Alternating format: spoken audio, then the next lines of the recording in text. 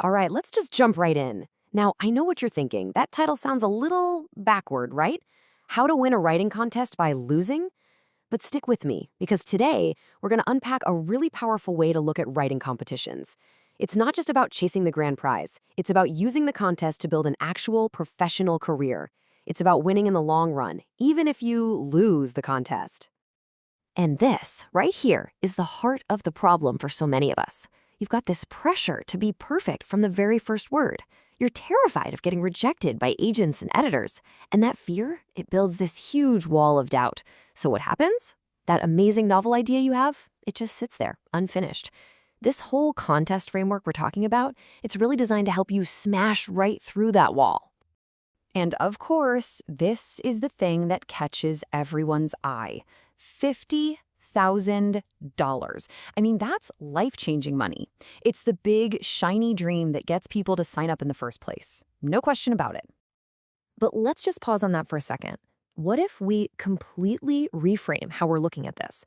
What if the real value isn't about that 1 in a million shot at the grand prize? What if, just by participating, you get something way more valuable for your career over the long haul? So here's our game plan for this explainer. We're going to start with that big psychological hurdle, then we'll break down the real value hiding in the contest. After that, we'll get into the practical stuff, the tools and the community. Then we'll do a little mind reading on the judges, and finally, we'll talk about the prize you've already won just by showing up. So let's kick things off with this core conflict. The dream of being a published author is fantastic, but it can totally paralyze you when you're facing the messy, ugly reality of a first draft. A contest like this gives you something absolutely crucial, a deadline. It forces you to move past that perfectionism and just get the words down. Which brings us to this huge idea. You've got to stop thinking about this like it's a lottery ticket. You know, a lottery has one winner and literally everyone else gets nothing. But this contest, it's structured in a completely different way, with real value spread out across multiple levels. Just take a look at how this breaks down. Yeah, the 50 grand is at the top, but look closer. The shortlisted finalists, they get $5,000 and written feedback from an actual commissioning editor. Do you know how valuable that is? And even the longlisted writers get industry recognition. Plus, and this is key, every single person who enters gets access to boot camps and webinars. See, it's designed to reward the work, not just the win. Okay, let's get down to the nitty-gritty. One of the absolute biggest perks of participating is that it forces you to learn this incredible suite of tools. Seriously, it's like having a digital developmental editor living on your computer, ready to give your work a once-over before any human ever sees it. Now, this is a super common question. Which tool should I use? It's actually really simple. For a 5,000-word submission like this, you want the chapter critique tool.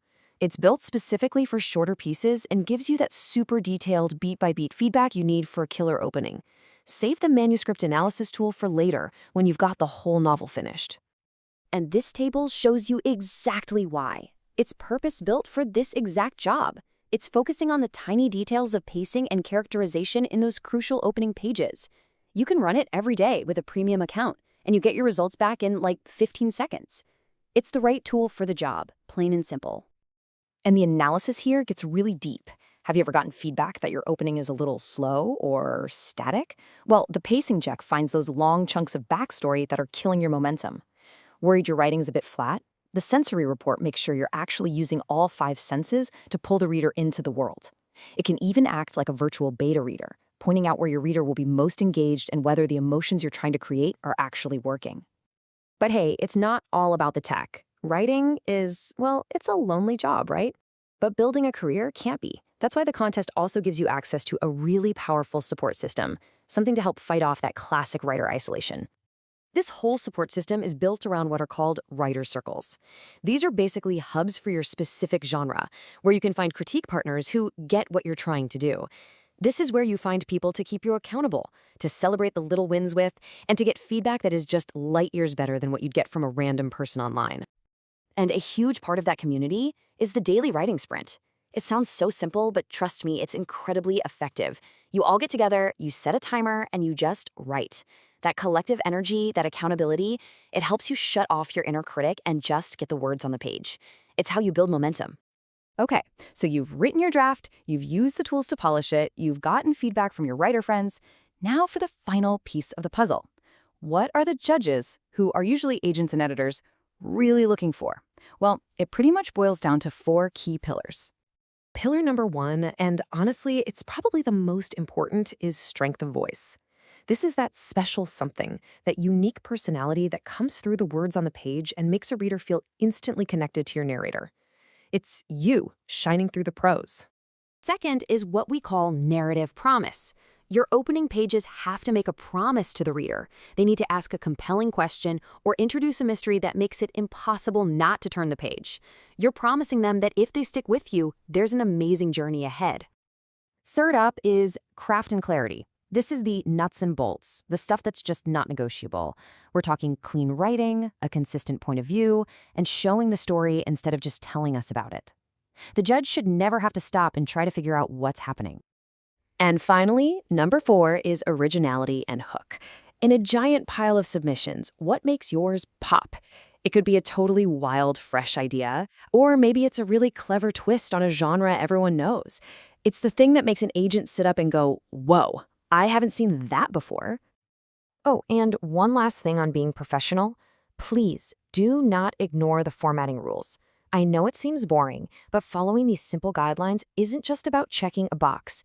It's a signal. It tells the judges you're serious, you respect their time, and you know how the industry works. It's the easiest way to avoid getting tossed into the no pile before they've even read a word. And that brings us right back to the beginning.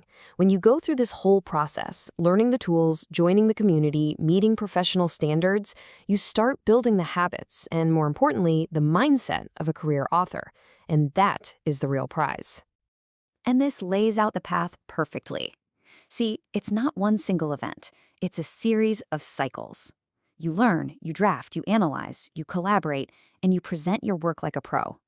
Whether you win the 50 grand or not, you've just put yourself through a full training camp for a real literary career. So, at the end of the day, success isn't about what a judge decides.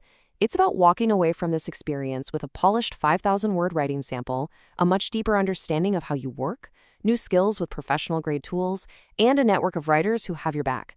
That is the foundation you build a career on, and that is a prize you've already won.